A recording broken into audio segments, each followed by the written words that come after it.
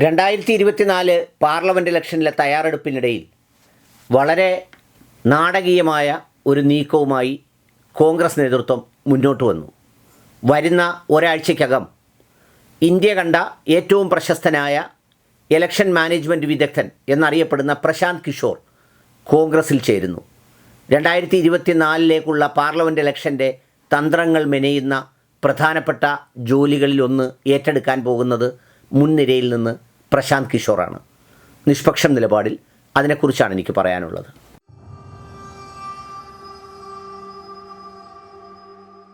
അധികാരം നഷ്ടപ്പെട്ട 6-7 വർഷങ്ങളെ പിന്നിട്ടുള്ളെങ്കിലും 60 വർഷത്തെ ക്ഷീണമുണ്ട് കോൺഗ്രസ്സിന്. കാരണം എന്നും കുന്നും തണുപ്പുള്ള മുറിയിൽ തലയണ ചാരി വെച്ചുകൊണ്ടിരുന്ന താപ്പാനകളായ ആളുകളെല്ലാം ഓരോരുത്തർ പടിയിറങ്ങാൻ തുടങ്ങി. അടുക്കളവാതിലിലൂടെ കുശിനിക്കാരനായി അകത്ത് കയറി വസ്ത്രങ്ങൾ അലക്കിക്കൊടുത്ത് നേതാക്കളും വക്താക്കളുമായവരും പിരിഞ്ഞുപോയി. ഇപ്പോൾ ഏറ്റവും ഒടുവിൽ സോണിയാഗാന്ധിയും അതോടൊപ്പം തന്നെ രാഹുൽ ഗാന്ധിയും പ്രിയങ്ക ഗാന്ധിയുമൊക്കെയാണ് പ്രധാനമായും കോൺഗ്രസിൽ നേതൃനിരയിലുള്ളത്. പിന്നെ പണ്ട് കാലം മുതലേ ഈ പ്രസ്ഥാനത്തോട് ഇഷ്ടമുള്ള കൂറും താല്പര്യവുമുള്ള വിരലിലെണ്ണാവുന്നവരാണ് നേതൃനിരയിലുള്ളത്. അല്ലാത്തവരെല്ലാം മരുപ്പച്ച തേടി പല സ്ഥലങ്ങളിലേക്ക് യാത്രയായി. വടക്കനെന്നോ തെക്കനെന്നോ ഉള്ള പേരിലാണ് അദ്ദേഹത്തെ അറിയപ്പെടുന്നത്. അത് മുതൽ ഇങ്ങോട്ടുള്ളവരെല്ലാം പോയി ഇരിക്കുന്നൊരു വേളയിൽ 2024 പാർലമെൻറ്റ് ഇലക്ഷന് തയ്യാറെടുക്കുന്നതിന് വേണ്ടി ഒരു വമ്പൻ നീക്കവുമായിട്ടാണ് കോൺഗ്രസ് നേതൃത്വം മുന്നോട്ട് വന്നിട്ടുള്ളത്. ഇപ്പോൾ തന്നെ പഞ്ചാബിലെ ഇലക്ഷന് വേണ്ടിയുള്ള തയ്യാറെടുപ്പുകൾ നടക്കുകയാണ്. UPയിൽ കാര്യമായി കോൺഗ്രസിനൊന്നും ചെയ്യാനില്ല. എങ്കിലും അവിടെ മുന്നിൽ നിന്നുകൊണ്ട് പ്രിയങ്ക ഗാന്ധി തന്നെയാണ് അവിടുത്തെ ഇലക്ഷനെ നയിക്കുന്നത്. അവരെ അക്കാര്യത്തിൽ സമ്മതിച്ചു കൊടുക്കണം. കാരണം പലപ്പോഴും ഈ വിജയമുറപ്പല്ലാത്ത സ്ഥലങ്ങളിൽ നിന്ന് പിന്നിലേക്ക് മാറി നിൽക്കുന്ന സന്ദർഭങ്ങളിൽ നിന്ന് വ്യത്യസ്തമായി പ്രിയങ്ക ഗാന്ധി ഹത്രാസിലടക്കമുള്ള പോരാട്ടങ്ങളിൽ ഏറ്റവും മുന്നിൽ തന്നെ ഉണ്ടായിരുന്നു. ഇതിനിടയിലാണ് പ്രശാന്ത് കിഷോറുമായി ഏതാനും ദിവസങ്ങൾക്ക് മുമ്പ് വളരെ നിർണായകമായ ഒരു കൂടിക്കാഴ്ച നടന്നത്. പ്രശാന്ത് കിഷോറിനെ ഇന്ത്യക്ക് പരിചയപ്പെടുത്തേണ്ടതില്ല.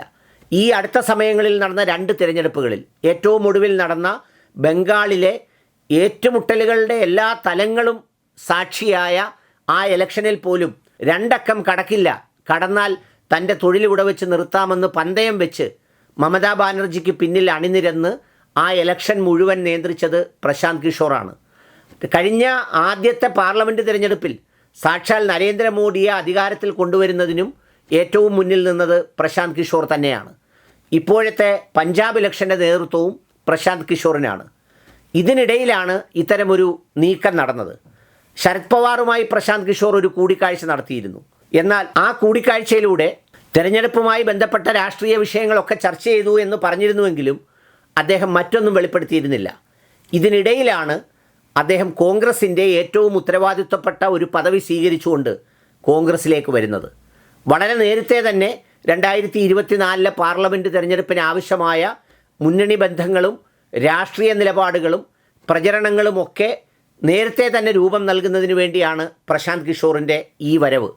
തീർച്ചയായും അദ്ദേഹം പലപ്പോഴും രാഷ്ട്രീയത്തിൽ ഞാനൊരു തോറ്റ ആളാണെന്നും എന്നാൽ രാഷ്ട്രീയക്കാരെ അധികാരത്തിലെത്തിക്കുന്നതിൽ ഞാനൊരു വിജയിച്ച ആളാണെന്നും പറയുന്ന പ്രശാന്ത് കിഷോർ തന്നെ ഈ തെരഞ്ഞെടുപ്പിൻ്റെ മുന്നിൽ വരുമ്പോൾ 2024 പാർലമെൻറ്റ് തിരഞ്ഞെടുപ്പ് അതിശക്തമായ പോരാട്ടത്തിന് സാക്ഷിയാകുമെന്നാണ് വിലയിരുത്തപ്പെടുന്നത്.